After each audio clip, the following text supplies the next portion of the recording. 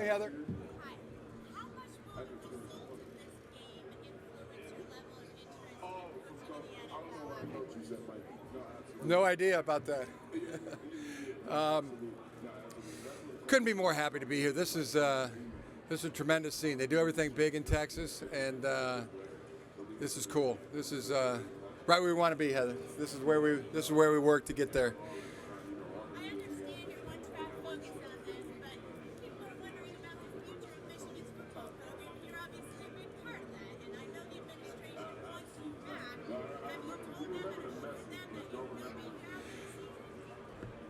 Yeah, there's a calendar. I'll gladly talk about the future next week, and I hope to have one. How about that? A future? I hope to have one. Yes. Thank you. Take our next question right ahead. Yeah.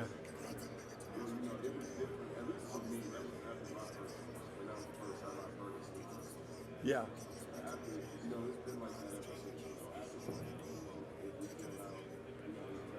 Yeah, you're so right. I mean, so many things have to go right, and I congratulate Washington, undefeated, taking on all comers.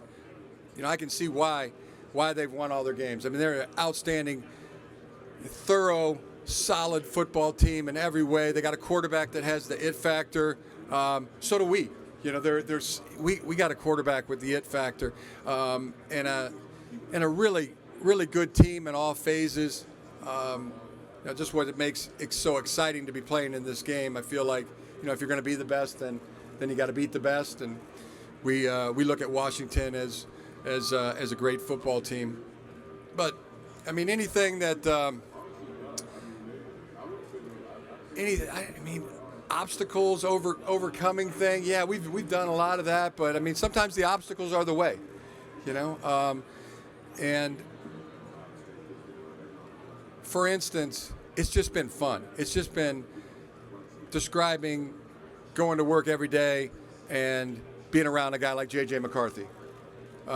It's a blast, you know. Being around a guy like Blake Corum, I mean, it is inspirational. Being around a guy like Junior Colston, also inspirational. You know, if he can do it with really one half a hand, he's got a half a hand. Most people got two. He's playing with a half a hand out there, and had 10 tackles last week. I mean, if he can do it, then hey, I can do it. You know, I can be resilient. I can be you know, give it my very best. Mike Samra still, you know, guys at the level of, I take great inspiration. Donovan Edwards, his personality, it's a blast to be around him, to go to practice and work every day.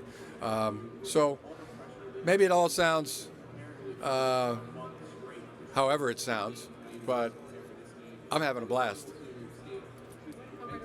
Coach, you heap a ton of praise on J.J. McCarthy. You just did right there. Given the way modern offenses are built around the strengths of their quarterbacks, why is the passing game not a bigger part of this offense, considering how you feel about J.J.? I think it's a pretty darn big part. 3 touchdown passes last week. You know, well over 200 yards. I think the thing that makes him great is he's so talented, so athletically gifted, but mentally he's so sharp. I mean, you have to be sharp as a coach to keep up with him, because I mean, he comes into those meetings prepared. He's already looked at the cut-ups. He's already looked at the games. You can reference a cut-up, and he knows it. He's already previewed the game plan. I mean, Kirk Campbell, I mean, he is on his game. Kirk Campbell is a football guy, great coach. But in order to stimulate JJ, Kirk's got to be on the cutting edge too. I mean, if you want to be on the cutting edge, you got to be razor sharp, and they both are. And it's just a blast to be around. Jim, what is your typical game week like in coaching beyond addressing the team? Do you duck into meetings, team planning, everything like that? I'm thinking about the 4th down play against Alabama. Was that you? Was that Sherrone? How much flexibility was there? I mean, it's just a big team effort. Good thing about being a head coach, you get to coach anybody, everybody, mostly with the quarterbacks, and the play calling in the past game what Sherrone did as a play caller. I mean, he got our favorite plays off the sheet, and he called them at the right time. And never better than that 2-minute drive and then into overtime. Jesse Minter had I switch over and listen to Jesse call the game, and he's incredible. Two great callers of the game in Sherrone Moore and Jesse Minter. Coach, this team has gone through a lot of adversity this season. How would you describe the fight in this team? It's been great. I mean, it's been a blast just to be around the team every single day. I mean, these are like 1-year cycles, 365 days. You're looking at a true calendar. As soon as the season ends, last year, I can think about J.J. McCarthy watching the celebration at the semifinal game. I mean, it really began there, and we had spring practice that started about 5 weeks after that game last year. The winter cycle, the summer cycle, the spring cycle, into training camp. So it's a full year, and to watch our guys just with how they've gone about their business, really inspiring, as I said earlier. Really proud of our guys, but bottom line, it's just been a lot of fun. It's been a blast. Please stand by as Michigan players rotate podiums.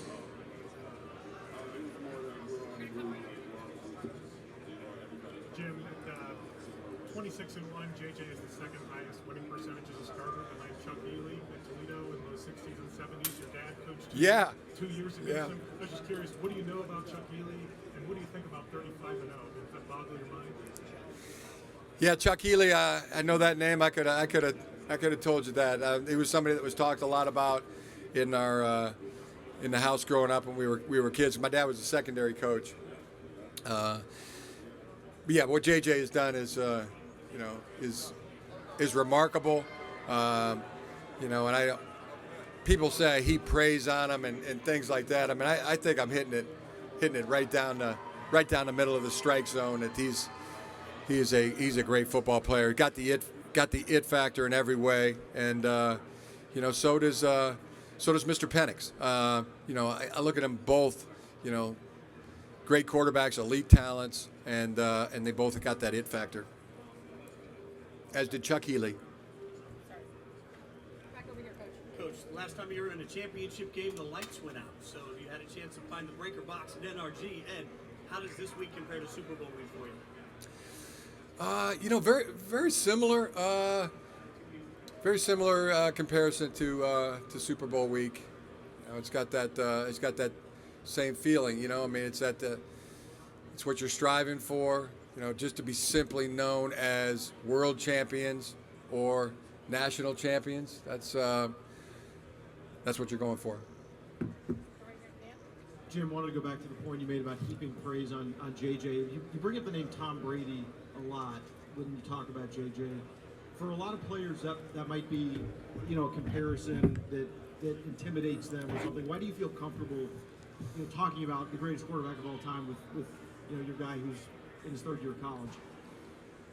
Well, Tom's been great to JJ. I mean, Tom and JJ talk and communicated some great nuggets to JJ. And, simply what I said was I think JJ is the best college quarterback in the history of Michigan football. College quarterback. A long way to go to get to where Tom Brady is, which is the greatest of all time. Tom Brady is the greatest football player of all time. He's lapped the field. A full lap. Now, JJ got a long way to go to get to that. But in terms of, I think of who's the best college quarterback in the 144-year history of Michigan football, I'm nominating J.J. McCarthy. Now, I'm not the maker of that list, but, that's my opinion.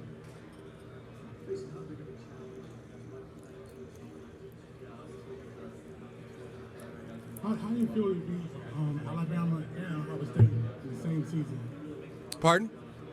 How do you feel to be Alabama, Uh-huh. and Ohio State in the same season. Felt good. Feels good. Now we got one more to go. One more game to go, one more phase line to get to, and the team's in a good spot. Very loose and focused, ready to roll. Thank you. Jim, when you talk about that flight back to Ann Arbor from the Rose Bowl, how much did you allow yourself to enjoy that moment, that game, before the switch flipped, so to speak, to the Washington game? That's a great question. Yeah, that's a happy flight. I just go happy flight. Get around all the guys. You kind of walk up and down the aisles a little bit. I mean, talk about the game, ask guys questions. It's just celebrating. It's really, just fully celebrating that feeling. Then you then after a couple hours, I kind of just like drinking a Diet Coke on ice and just reflecting on it, taking it all in, and then I don't know, about 6 hours to answer your question. It's usually about 6 hours for me, and then start thinking about the next game. Jim, when last season ended at TCU and J.J. McCarthy said, "We'll be back, I promise," or whatever, from that point to now, not whatever. That's what he said. Right. That's what he said, Bob. He said, "We'll be back," Yep. and here he is. If you heard that, Not whatever. He said it and did it and brought that to life. That's really cool. yeah, I didn't mean to end or whatever, but when that happened, did you see the same thing, and what did you think would be the biggest obstacle? Yeah, it's just like anything. There's resolution, but then the resolution without repetition is meaningless. What I saw was the repetition daily, weekly, monthly. I knew he was on a mission. I knew Blake Corum was on a mission. Trevor Keegan, Zinter, Mikey Samerstill, Mike Barrett, Junior Colson, Colston Loveland. Then a group of transfers came in that just fit in right away. That were so tremendous for our team. So it was the repetition that and the focus, and the goal, which they were trying to achieve. That okay, this is good. This is cool. This is a blast. I love being around this, and let's just keep having at it. Let's keep doing it. Hi, Jim. So last week you got to match up with Saban, one of the all-time greats. And now Yeah. you get a guy that far less high profile than Nick. So you don't know a lot about him. What do you know about him? As you go against him this week on Monday. Yeah, Coach has done a tremendous job. Did a tremendous job at Fresno State. Taking that program, right away. You got to be impressed with how fast it's happened. Takes a lot of people, years to, turn a program or flip a program, and he's done it in such a short time. I think he's just a rising star in the profession without question. He is a star. He's not a rising star. He's a shining star. When you're able to accomplish like that, that's a shining star. And I put very little into what people say, but what people do. Your actions speak so loudly that can't even hear what people are saying. His actions they're there.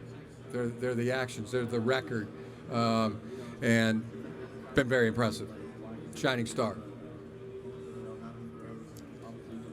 When you're watching film with Michael Penix, what's the scariest thing that he does? What keeps you up at night? Yeah, the it factor that he has. He just got it. Next, just unconscious. Like no conscience. He's got no conscience when he's throwing one of those balls into the tightest window, and the confidence that he can put it in there, and his receivers are going to make a play. That's scary good. And as good as he is in the pocket, he's deadly out when he gets out of the pocket too. in either direction. That's, it's formidable. It's elite, and he got the it factor. He's got great arm talent. You can tell he's a really cerebral guy. I mean, he knows he's got and the next thing I would say is the real clock he has in his head. I mean, he gets in trouble, boom, it's coming. It's going to a check down. He just sees the field, knows where everybody is at all times. So this is a exciting matchup for our secondary. I mean, we think we got a really good one. And then it's got to coordinate with the pass rush, discipline to keep him in the pocket, because he's deadly outside the pocket too. So all those things. Excited about the challenge. This is, to be the best, you got to beat the best. All those things are what I think.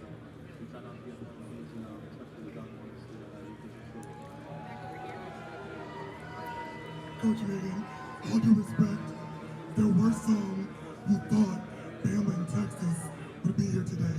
Can you speak to the strength of the Big Ten Conference and what this game says about the conference future?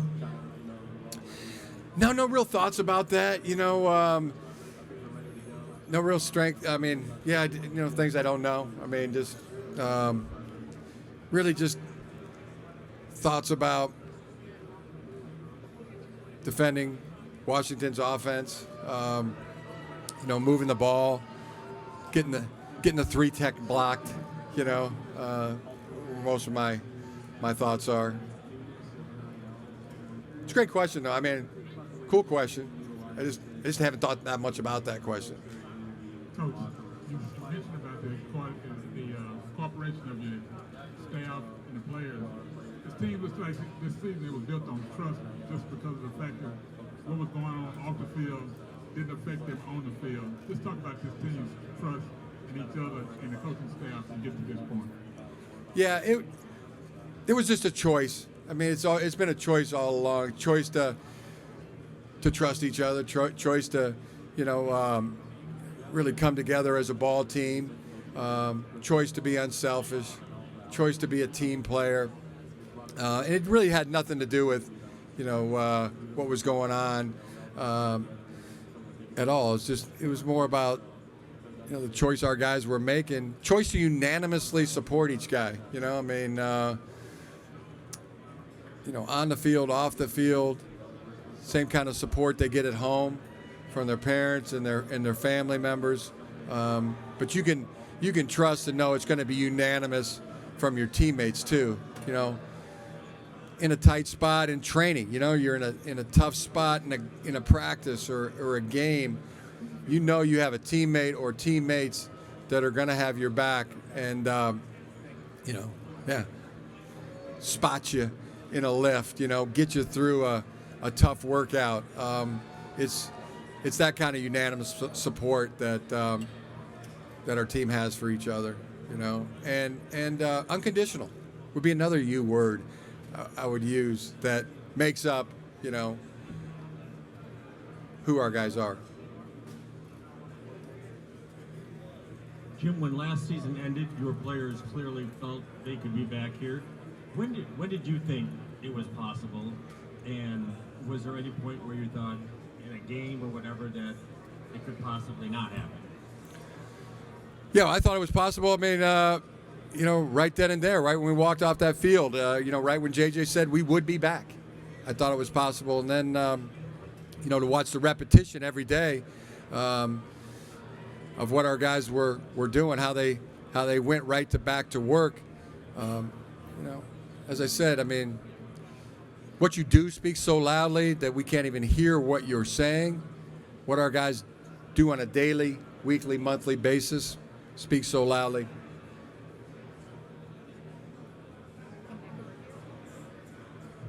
Coach, what's the difference between the fun level and the time management level between coaching in the NFL and college, if you could compare and contrast? I don't have that list in front of me. I don't have that list.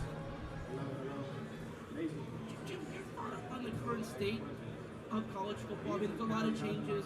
Your teams going to different conferences, transfer portal, Yeah. NIL, just a lot happening at the same time. A lot. Your thoughts on that, Jesse? Yeah. Once again, I mean, no real thoughts on the state of college football. No question. There's been, it's evolving. A lot of changes, are happening. I mean, the one I can't figure out is why the players aren't sharing in the revenue. Why that change hasn't occurred. People come to watch the players. They really don't come to watch the coaches. They don't come watch the administrators. They come to watch the players. And in a world where the revenue is ever growing, the student athletes being able to participate in that ever growing revenue, who could argue against that? And when is that going to change? When is everybody going to start using their voice to say, hey, this is wrong. This isn't right. I mean, there's guys that are out here. I mean, they're not even getting paid minimum wage. And I'm not talking about just football players. I'm talking about all student athletes that need to participate. The talent, needs to participate in the ever-growing share of the revenue. I'd like to see that change. We've seen a whole conference go into a portal. If that can open, those kind of things can happen overnight, things that we saw this year. I mean, they just happen. Then, and I don't know how the sausage gets made completely, but there's a lot of smart people that know a lot about revenue sharing, know a lot about how those algorithms and economics work, and the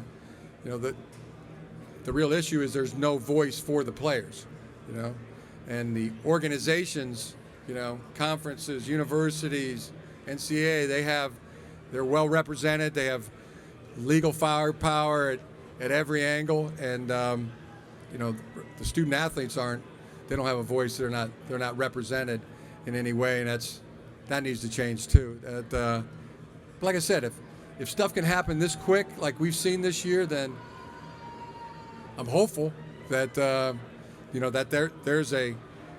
there's a wrong that can be righted quickly as well. On that note, because there isn't revenue sharing, all the schools have had to use this, NIL, and then there's NIL, people using it as paper play or basically like that. Every program's had to navigate in a certain way. I'm curious how you feel with how Michigan has navigated NIL has contributed to you maintaining a good culture in the locker room, even though there is money floating around. Yeah, and people do say that. I mean, they say NIL and that's cool, but guys are working for that. I mean, they're working for that. I mean, they're in a lot of ways. I mean, you got to be a pitchman. You gotta go do something. But they're really already earning it. With what they're doing on the field. I mean, there used to be a saying. Old coaches. I remember my dad's used it. My brothers used it. Hey, we're all robbing the same train here. Coaches, administrators, media, television stations, conferences, NCAA. Yeah, and the ones that are really robbing the train, the ones that could really get hurt, or are getting a very small piece. So yeah, that needs to change too. That needs to change. And it's one thing for somebody to say, well, they're getting NIL, but they're not. I mean, the billions that are being generated, they're not getting much of, very small percentage. We need to take a break real quick. They're getting the same amount as I got in the 80s. You're getting a scholarship, room, board, books, and tuition. So it's like, come on, man, let's do the right thing here. And who is that voice? I don't know that. Who's the voice for the student athletes? But you got the organizations, that are really fighting for for fighting for their share and their piece, and it's time to share. I mean, I would say this. I mean, I'll say it this way: anybody that's profiting off of the student athletes right now, myself included, coaches, somewhere between 5 and 10%. Take 5 to 10% less. That'd be go for any administrator, any coach, any conference, any university, NCAA. 5 to 10% less, and then maybe a 10% tax from the television station more into one pot for the student athletes. Maybe that's a start. A way, but some conversation here on how to get it done, because I don't know if people know this, but I've been told maybe 17% it's going up. The TV contracts are going up another 17% next year. So ever growing, ever increasing revenue that it'd be right for the student athletes, not just football, all student athletes to share in. We need to take a break here. Coach will be back in a few minutes.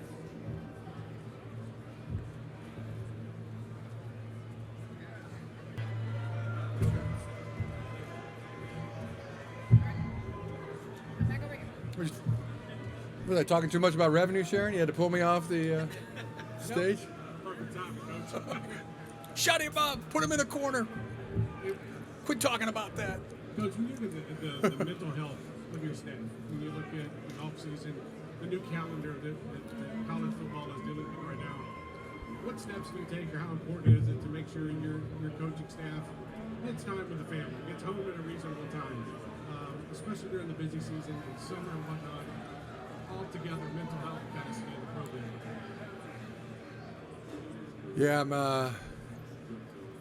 Yeah, getting home, being with the family. I mean, it's what I do. I mean, I recommend they do the same thing. I mean, I'm either at work or doing something with the family. They're my two great loves, really. The family at work and the family at home. Coach, I know it was more of a storyline last year, but how much of an impact does Michi still have on this team, and how often do you think about it? Very much, yeah. Michi's mom and grandma visit us. They visit us pretty regularly, and Michi's got a son we get to keep an eye on and be involved with. So yeah, it's still. We knew it as soon as we met Michi. That was going to be. We're going to be connected for a long time.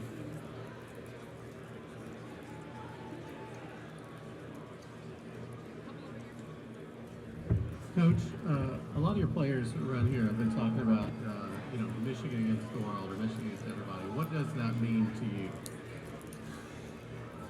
I think I started seeing that about a couple years ago. Michigan, Detroit versus everybody. That Michigan versus everybody T-shirts. It's a cool slang. Just cool. I'm one of those guys who likes cool sayings too, and I like that one. Wish I would have come up with it. This is my last thought on that.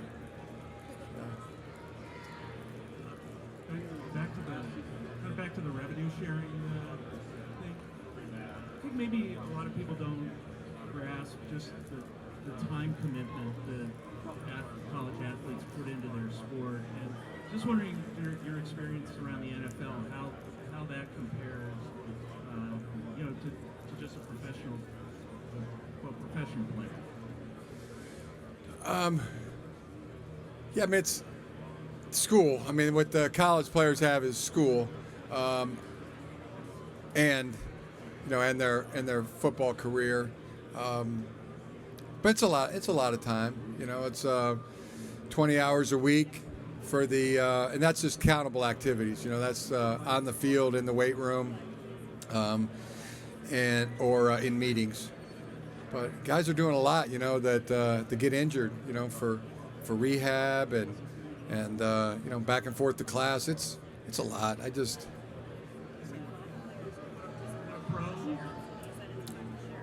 No, they don't. The college players don't spend as much time as the pro football players do. I mean, that's like you're there 8 to 5, you know, for as a player 8 to, and then they're doing extra. Our guys do extra. I mean, yeah, whatever. I mean, it's more of the fact that there's a lot of people profiting off the backs of student athletes, and they do a lot of work to keep it from them. You know, it's like all kind of rules, and have been doing it for a long time. And if things can change as they've changed so quickly, you know, in college athletics, just this year, just in 2023, I mean, it's seen so much change, including a whole conference going into a portal, you know, then you're hopeful. I mean, you're confident that you know, this is something that could change rather quickly. You know, with the right voice, with the right people talking about it. You know, with you know, eventually someone to speak for the players. You know, they need that, and that's missing right now. But just confident it can happen. You know, if other things can happen this quickly, then why can't that? Why not? You know, when is the time? Time seems like it's now. We're here with Jim Harbaugh now, and Jim, one of the, you know, you're a Michigan man, you played here, came back, knows what this means for the alma mater. What would it mean to deliver a national championship to Michigan with this team? Oh, the best part is just what it means for each guy on the team, each player on the team. You know, that their families can say, you know, my son's a champion. My son's a national champion. You know, for the grandparents, the relatives, brothers, the sisters, to say, you know, my brother's a national champion. I feel the same way with my kids. You know, for them to be able to know their dad's a champion, or my wife to know their, you know, husband's a champion. It's really for everybody else, and that's what makes it so much better. Is that it's just so many people involved that you know, get to reap the reward of that. There's been so much attention on Washington's offense, your defense, on this defensive front. Obviously, they did so much against Alabama to control the game. How do you feel about that matchup and what the challenges that Washington presents with Michael Penix Jr.? Yeah, he's got the it factor. He's elite. Great receivers. Really tremendous offensive line. Washington defense, that doesn't get talked about enough. I mean, they're really good. Their secondary is so opportunistic. I mean, bunch of interceptions. I think a lot, 18, 19. They get their hands on the ball. They're really good. You know, maybe our offense doesn't get talked enough. I'll take our offense. You know, I love our offense. Love our quarterback. He also has the it factor. Washington's a thorough team. Let me say that. You know, offense, defense, special teams, and so are we. You know, the evidence is there. They've taken on all comers, and they've come out on top every single time. We've taken on all comers and come out on top every single time. So this is really, you know, best versus best, and to be the best, you got to beat the best, and we're ready to have at it. Coach Jesse worked with your brother in Baltimore. What does Coach Jesse bring to the defense, and how does he impact the team? Jesse's a great coach. He's just so smart, really cerebral, but he's so collaborative too. I mean, he gets everybody's input, and he can do it on a really timely fashion. I mean, you know, we're going to look at, you know, these formations, you know, these plays. You know, we're going to get these defensed, and, you know, get on a topic, get input, get a plan, you know, move to the next phase. He's very good about that. Very, very, very smart. Has answers, but is able to get the rest of the coaches involved. Mike Elson's had an amazing year. Our defensive line coach has been tremendous. Steve Klinkscale's done a great job. Jay Harbaugh, great job. You know, by Chris Partridge, by Rick Minter, and Jesse does a great job. You know, getting those thoughts and inputs from everybody and putting it all together, coordinating, and then as a play caller, he is just so money, so sharp. can process that information so quick and kick out the call. And he's also a great players coach. I mean, he understands the players. They understand him. They know him. He knows them. I mean, just so well-rounded as a coach. I mean, he's a tremendous coach. And I would say the exact same thing about Sherrone Moore. I mean, they're like cut from the same cloth. Both are going to the highest level of the profession. And I've been the whole program's been lucky to have both those guys. And Jay Harbaugh has been a tremendous special teams coordinator. And I could talk about every guy on the staff. Like Moses, I'm going to die leaning on my staff. They've been tremendous. The 5th-year, 6th-year guys, Mikey might be. Yeah. Just had their last practice at Shen. Yeah. Talking about, you guys all talk about the one-track mind all year. This is obviously the end of the track, right? And they've been on this train ride a bit longer than everyone else. Can you just speak to their impact, the guys who came back, and just where you are at the end of this track, one way or the other with this group? Yeah, one more phase line to go, one to achieve, one more game to go. That's where we're at. We did have that last practice, in Ann Arbor, and that was on Friday. Then flew here, and it is as one-track mind as it can be. It's like Ladies and gentlemen, like a thoroughbred horse thundering down the straightaway. I mean, the blinders are on, and we see the finish line, and we're going to the whip. Just each guy, but also with a good balance too. I mean, it's a focused and a loose team at the same time. Really, kind of in the sweet spot from where I see it, but that's where we're at. What kind of head coach is Coach Moore going to be in the future? Tremendous. I mean, we've already seen it, right? You already got a glimpse of the shining star, that he is. He's just phenomenal. So smart, works so hard at it. Knows what it's like to be a player. Was a player, and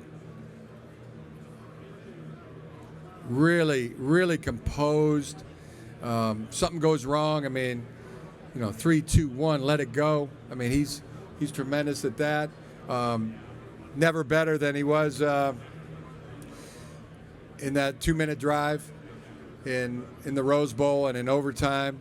Knew he had to call the game of his, the drive of his life, and he did. And saw the same thing when he's coaching it against Ohio State in the Big House. Same thing when he went to Penn State. How about that? I mean, you got to go to Penn State. You find out the day before the game that in addition to your offensive line coaching duties, your offensive coordinating play duties, and your play calling duties, you're also gonna make the head coach decisions as well. So Sherrone Moore, shining star, no doubt about it. It doesn't even matter what anybody says. It's what you do. What you do speaks so loudly, can't even hear what you're saying. Yeah, so the first time I saw him as a coach, got a recommendation. He's a really good coach over at Central Michigan. He's coaching the tight ends. His name is Sherrone Moore. You ought to at least bring him in and talk to him. So called him up on the phone. Sherrone, this is Coach Harbaugh. Can you come over to Ann Arbor, and I want to talk to you about the tight ends job here at Michigan. Yes, Coach. We'll be over there tomorrow. So first time we sit down, we meet each other, and then I asked him, just show me your technique of a zone block and a gap block for a tight end, and he jumped up and just started demonstrating and went through this teaching progression that was, boom, 1, 2, 3, 4. And ladies and gentlemen, this concludes the rememberable, session. learnable. In approximately 30 minutes, Washington's media session will begin. Yeah, but first time I met him, I was blown away. I mean, knocked my socks off. Coach, as you know, the atmosphere of the stadium can more or less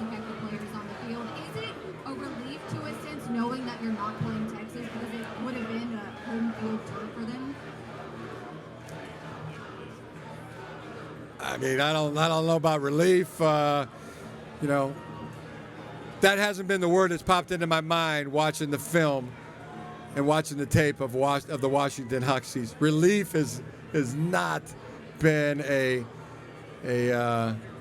no, that's not the word that has jumped into my mind. Is that it? Okay.